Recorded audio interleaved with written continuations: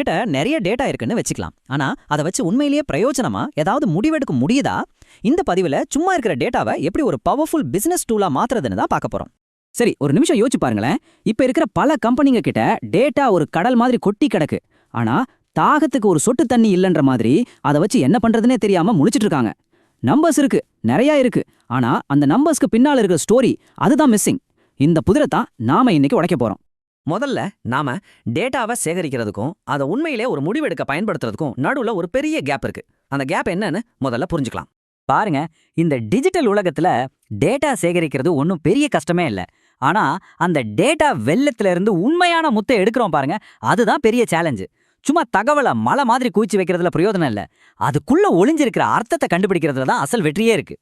அப்போ இந்த டேட்டா மலைக்கும் ஒரு ஸ்மார்ட்டான முடிவுக்கு நடுவில் ஒரு பாலத்தை எப்படி கட்டுறது? அதுக்கான முதல் ஸ்டெப்பு டேட்டாக்குள்ள ஒளிஞ்சிருக்கிற அந்த ஸ்டோரியை கண்டுபிடிக்கிறது தான்.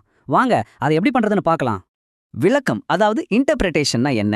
சிம்பிளா சொல்லணும்னா இந்த படத்துல இருக்கிற மாதிரி தான். ரொம்ப காம்ப்ளெக்ஸான சார்ட்ஸ், குழப்பமான நம்பர்ஸ், இது எல்லாத்தையும் ஒரே ஒரு தெளிவான பவர்ஃபுல்லான இன்சைட்டா மாத்துறது ஒரு கலை மாதிரி. இந்த பயணம் ரொம்ப சிம்பிள். 3 ஸ்டெப் தான். ஸ்டெப் 1, நம்ம கிட்ட டேட்டா இருக்கு. ஸ்டெப் 2, அதை நாம அனலைஸ் பண்றோம். அதாவது அந்த நம்பர்ஸ்குள்ள என்ன பேட்டர்ன் இருக்கு, என்ன சம்பந்தம் இருக்குன்னு கண்டுபிடிக்கிறோம். கடைசியா அந்த அனாலிசிஸ்ல இருந்து நமக்கு ஒரு இன்சைட், அதாவது ஒரு உள்நோக்கு கிடைக்குது. இந்த 3 ஸ்டெப்ஸ் மனசுல வச்சுக்கிட்டாலே உங்க ப்ராசஸ் ரொம்ப தெளிவா இருக்கும். சரி, அனாலிசிஸ்னு சொல்லியாச்சு. ஆனா அதுல கரெக்டா எதை தேடணும்? 1 ட்ரெண்ட்ஸ், அதாவது சேல்ஸ் ஏறுதா இறங்குதான்னு பார்க்கறது. 2வது பேட்டர்ன்ஸ், உதாரணத்துக்கு ஒவ்வொரு வீக்கெண்ட்லயும் நம்ம வெப்சைட்டுக்கு டிராஃபிக் அதிகமாகுதா.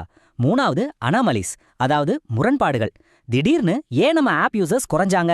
இந்த மாதிரி நாம எதிர்பார்க்காத மாற்றங்கள் தான் நமக்கு நிறைய கதைகளை சொல்லும். இங்க தான் அசல் மேட்டரே இருக்கு. ஒரு இன்சைட் அப்படிங்கிறது சும்மா ஒரு தகவல் கிடையாதுங்க. சேல்ஸ் குறைஞ்சிருச்சு அப்படின்னு சொல்றது ஒரு தகவல். அது ஒரு கண்ணாடி மாதிரி என்ன இருக்குன்னு மட்டும்தான் காட்டும். ஆனா போன குவார்ட்டர்ல ஃபெஸ்டிவல் ஆஃபர்ஸ் இல்லாததால சேல்ஸ் குறைஞ்சிருக்கு, அதனால அடுத்த குவார்ட்டருக்கு புது ஆஃபர் கொண்டு வரலாம்னு சொல்றோம் பாருங்க. அதுதான் உண்மையான ஆக்ஷனபிள் இன்சைட். இது ஒரு மேப் மாதிரி நாம அடுத்து எங்க போகணும்னு வழிகாட்டும்.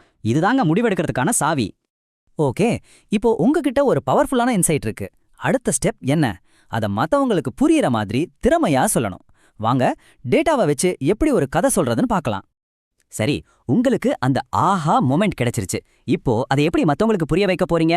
உங்க கதையை சொல்றதுக்கு உங்க கையில சில பவர்ஃபுல் டூல்ஸ் இருக்கு. உதாரணத்துக்கு டீடைல்டான ரிப்போர்ட்ஸ், எல்லாரையும் கவர் பண்ணக்கூடிய பிரசன்டேஷன்ஸ், அப்புறம் பார்த்த உடனே புரியுற மாதிரி சிம்பிளான விஷுவல்ஸ்.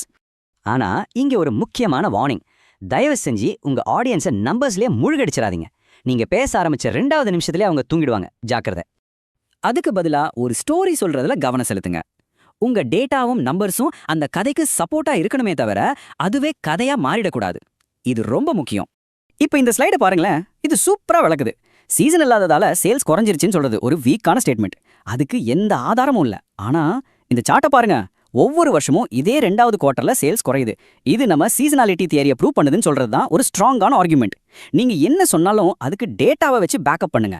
நீங்க உங்க டேட்டா அனாலிசிஸ் ரிப்போர்ட்ஸ் எழுதும்போது இந்த 3 கோல்டன் ரூல்ஸை மட்டும் ஞாபகம் வச்சுக்கோங்க. 1, அது ரொம்ப தெளிவா இருக்கணும். 2, வளவளன்னு இல்லாம சுருக்கமா இருக்கணும். 3வது ரொம்ப ரொம்ப முக்கியம், உங்க பாஸுக்கோ இல்ல மத்த டீம்ஸ்க்கோ புரியுற மாதிரி ரொம்ப சிம்பிளான மொழியில இருக்கணும். டெக்னிக்கல் வார்த்தைகளை போட்டு குழப்பிடாதீங்க. சரி, நாம இப்போ கடைசி பகுதிக்கு வந்துட்டோம். நாம கஷ்டப்பட்டு கண்டுபிடிச்ச இந்த இன்சைட்ஸை எப்படி நிஜ உலகத்துல ஒரு தாக்கத்தை ஏற்படுத்துற ஆக்ஷனா மாத்துறதுன்னு பார்க்கலாம். சொல்லப்போனா இதுதான் இந்த முழு ப்ராசஸோட அல்டிமேட் கோல். நம்ம கடைசி இலக்க ஒரு சிம்பிள் மந்திரமா வச்சுக்கலாம்.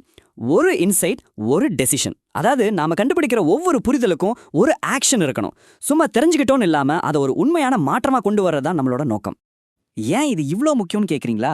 ஏன்னா டேட்டாவை வச்சு நீங்க எடுக்கிற முடிவுகள் உங்க பிசினஸ் ஸ்ட்ராட்டஜியை ஷார்ப்பாக்கும், உங்க ஆபரேஷன்ஸை இன்னும் பெட்டராக்கும், உங்க கஸ்டமர்ஸை நீங்க ஆழமா புரிஞ்சுக்க உதவும், தேவையில்லாத ரிஸ்கையும் குறைக்கும்.